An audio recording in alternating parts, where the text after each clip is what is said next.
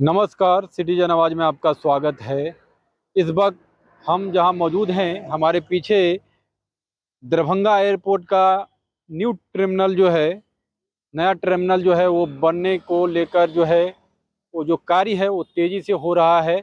जैसा कि आप हमारे पीछे देख सकते हैं, लगभग 912 करोड़ के लागत से नया टर्मिनल बनाया जा रहा है।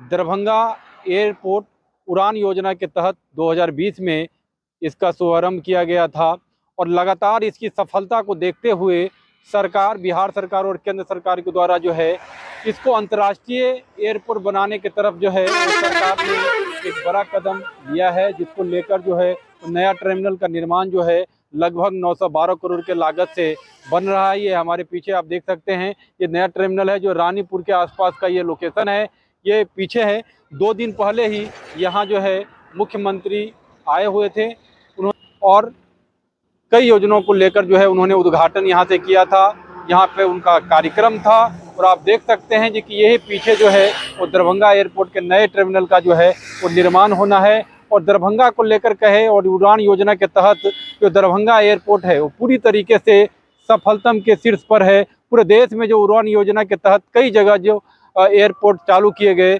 उसमें दरभंगा जो है वो शीर्ष पर रहा। यहाँ पे जो लोगों का आवागमन रहा वो पूरे देश में सबसे ज़्यादा जो है ये सफलतम एयरपोर्ट के रूप में दरभंगा एयरपोर्ट रहा। और आपको बता दें, क्योंकि जो नया टर्मिनल का निर्माण यहाँ हो रहा है, जिस पर लाखों लोगों का जो है प्रतिवर्ष यहाँ से आवागमन होगा और लगभग जो है कई जो यहाँ की सफलतम बातों को लेकर अगर बात करें तो कई इस तरह की बातें जो है तो सामने आ रही है, क्योंकि ये पूरा एरिया जो है डेवलप तो हो ही जाएगा दरभंगा के आसपास। जैसा कि आप जानते हैं जी कि यहाँ एम्स को लेकर भी जो निर्माण कार्य है वो शुरू हुआ है। यहाँ पर जो है कई तरह की जो योजना है तो सरकार के द्वारा, बिहार सरकार के द्वारा हो या केंद्र सरकार के द्वारा हो, जिसको लेकर एक नई गाथा दरभंगा को लेकर यहाँ जो है आमस एक्सप्रेसवे यहाँ पे लाई गई है। कई सारी योजना जो है सरकार के द्वारा, लेकिन जो दरभंगा एयरपोर्ट को लेकर जो एक नाइट लैंडिंग को लेकर जो बातें चल रही थी, उसको लेकर भी जो कार्य है वो तेज़ी से हो रहा है।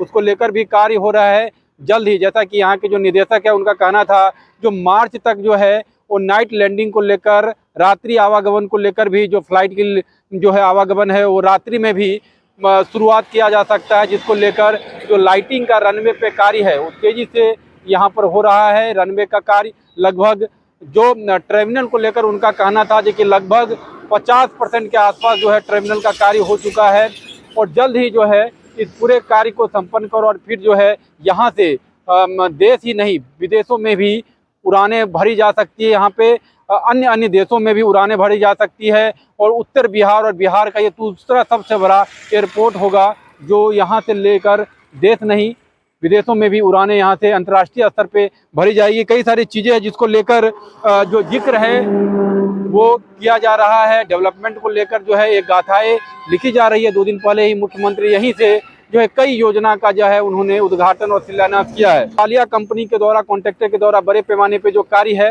वो हमारे पीछे देख सकते हैं। जो दरभंगा एयरपोर्ट को लेकर जो निर्माण है वो तेज़ी से निर्माण हो रहा है और रानीपुर के आसपास का ये लोकेशन है।